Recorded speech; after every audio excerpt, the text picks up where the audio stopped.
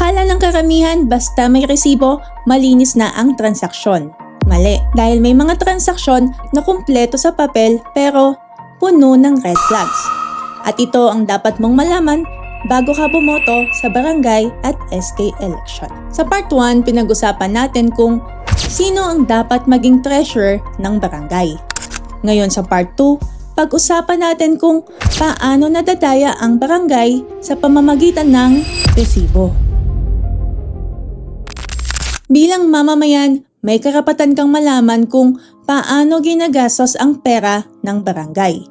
At ito ang ilan sa mga red flags na dapat mong bantayan.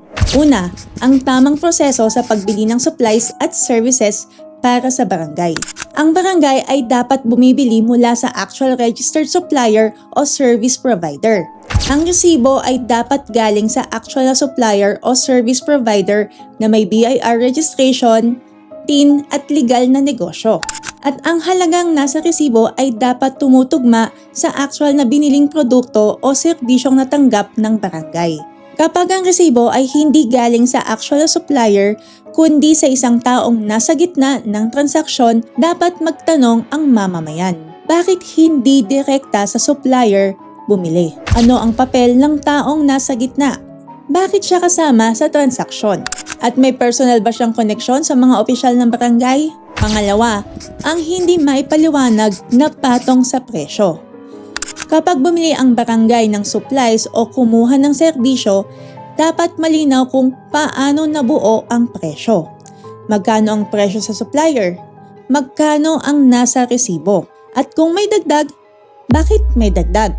Halimbawa, kung ang supplier ay naningil ng 100,000 pesos, pero pagdating sa barangay ay naging 116,000 pesos, ang tanong, saan nanggaling ang 16%?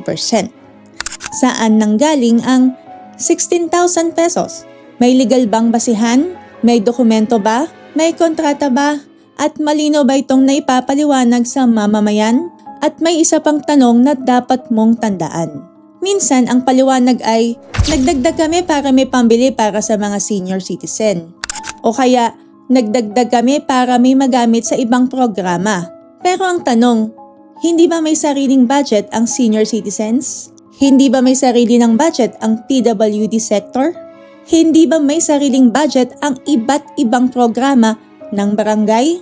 Dahil sa tamang budgeting process, bawat programa ay dapat may nakalaang pondo at may kaukulang approval process. Kung kailangan ng karagdagang pondo, dapat malinaw ito sa budget, malinaw sa dokumento, malinaw sa approval, at malinaw sa mamamayan. Hindi dapat ginagamit na paliwanag ang ibang programa para takpan ang hindi maipaliwanag na patong sa presyo. Dahil ang bawat pisong idinagdag sa presyo ay dapat may malinaw na dahilan. At kung hindi ito maipaliwanag ng maayos, may karapatan ang mamamayan na magtanong. Pangatlo, ang supplier na hindi malinaw ang pagkakakilanlan. Ang mahalagang tanong ay, rehistrado ba ang supplier? May legal ba siyang negosyo? May maayos ba siyang dokumento? May kapasidad ba siyang mag-supply o magbigay ng serbisyo? At siya ba talaga ang pinagbilan? Dahil ang pondo ng barangay ay dapat napupunta lamang sa lehitimong transaksyon. Hindi sapat na may pangalan sa resibo. Dapat malinaw kung sino ang supplier, ano ang negosyo niya, at kung totoo siyang nagbibigay ng produkto o serbisyo. Pang-apat, ang mga donasyon sa barangay. Kapag may natanggap na pera ang barangay bilang donasyon, mahalagang tanungin kung saan ito dumaan. Naideposito ba ito sa opisyal na bank account ng barangay? May record ba ng pagtanggap? May record ba ng paggamit? May dokumento ba kung saan ito nanggaling at saan ito ginamit? Dahil ang pondo ng barangay kasama ang mga pondong tinanggap para sa barangay ay dapat dumaan sa tamang accounting at auditing process. Hindi sapat na may proyektong nagawa. Hindi sapat na may program of works. Ang tanong, naideposito ba muna ang pondo sa opisyal na bank account ng barangay? Dahil doon nagsisimula ang accounting trail. Doon nagsisimula ang transparency at doon nagsisimula ang accountability. Kung may natanggap na pera at direkta itong ginastos nang hindi dumaan sa wastong accounting process, may karapatan ang mamamayan na magtanong.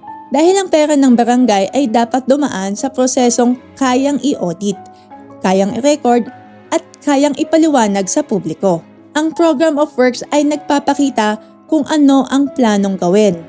Pero ang tanong ng mamamayan ay saan dumaan ang pera bago ito ginastos. Na-record ba ito bilang pondo ng barangay? At tugma ba ang dokumentong pinanggalingan ng pondo sa actual na pinanggalingan ng pondo? Hindi lahat ng may papeles ay transparent. Minsan, ang mas mahalagang tanong ay, tugma ba ang papeles sa totoong daloy ng pera? Ang COA ay nag-audit ng barangay financial transactions. At ilan sa mga karaniwang red flags sa auditing ay inflated prices, mga resibong hindi malinaw ang pinanggalingan, mga supplier na mahirap ma-verify, mga pondong kulang ang dokumentasyon, at mga transaksyong walang malinaw na accounting trail. Kaya bago ang barangay at SK election, may mga simpleng tanong na pwede mong itanong. Sino ang supplier? Direkta ba itong binili? Pwede bang makita ang mga resibo? May dokumento ba ang presyo?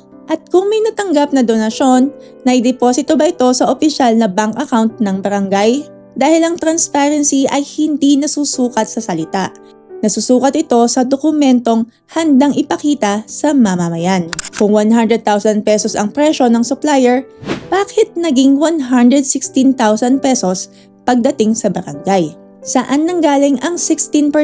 Saan nanggaling ang 16,000 pesos? Naideposito ba muna sa opisyal na bank account ng barangay ang mga pondong natanggap? At higit sa lahat, tugma ba ang mga dokumento sa totoong daloy ng pera? Hindi ito chismis, hindi ito intriga, hindi ito politika, accounting ito at accountability. Ang pera ng barangay ay hindi pera ng opisyal, hindi pera ng treasurer, hindi pera ng supplier. Pera ito ng taong bayan. I-share ito sa inyong komunidad bago ang barangay at SK election. At i-follow mo ko para sa mas marami pang voters education. This is your nagmamahal, Lara Ventura.